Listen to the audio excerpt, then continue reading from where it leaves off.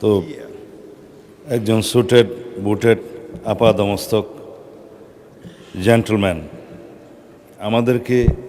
তিনি আমাদের পিতৃতুল্য ছিলেন, কিন্তু কখনো আপনি ছাড়া কথা বলেন না। তাকে থ্রি পিস ছাড়া চেনা যেত না।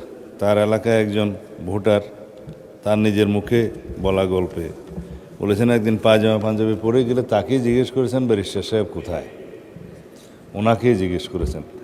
তো তাকে সারা জীবনে আমরা থ্রি পিস সুটেড বুটেড স্পিকার, ভারপ্রাপ্ত রাষ্ট্রপতি, শিক্ষামন্ত্রী, আইনজীবী এই হিসাবেই জেনে যাব। কিন্তু সারা জীবন ওনার যা প্র্যাকটিস, কর্মজীবন আমার বয়সের সমান ওনার কর্মজীবনের পরিধি। এই কর্মজীবনে তার সুনাম ছাড়া কোনো দিন কোনো ব্যক্তি, কোনো ক্লায়েন্ট এবং কোনো মানুষ আইনজীবী হিসেবে তার বিরুদ্ধে কোনো দিন কোনো সমালোচনা করেননি। দলের প্রতি শতকরা শতভাগ নিবেদিত একজন মানুষ।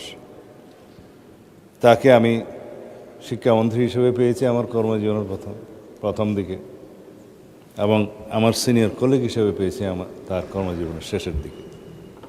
তিনি আমাদের স্ট্যান্ডিং কমিটির one of the senior most member. আজকের এই পার্লামেন্ট উনি থাকার কথা ছিল, কিন্তু বয়সের ভারে তিনি তার সন্তান ব্যারিস্টার নওশাদ জমিরকে মনোনয়ন দেওয়ার জন্য অনুরোধ করে তিনি নিজে আর এই নির্বাচনটা করেননি। নির্বাচন করলে নিশ্চিতভাবেই তিনি জয়ী হতেন, আমাদের বিশ্বাস। তিনি আমাদের মাঝে থাকতেন। তিনি আমাদের মাঝে না থাকলেও সারা জীবন এই পার্লামেন্টের এখানেই থাকবেন।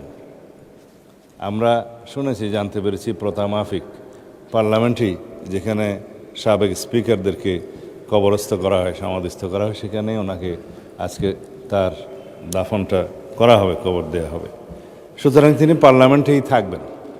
তিনি পার্লামেন্টে ছিলেন, তিনি সংসদ সদস্য ছিলেন, তিনি আইনজীবী ছিলেন, তিনি আইন প্রণয়নকারী ছিলেন, তিনি স্পিকার ছিলেন, তিনি সাবেক রাষ্ট্রপতি ছিলেন, এবং সেরকম একজন সাকসেসফুল মানুষ আমাদের জন্য ভবিষ্যতের অনুপ্রেরণা হয়ে থাকবে।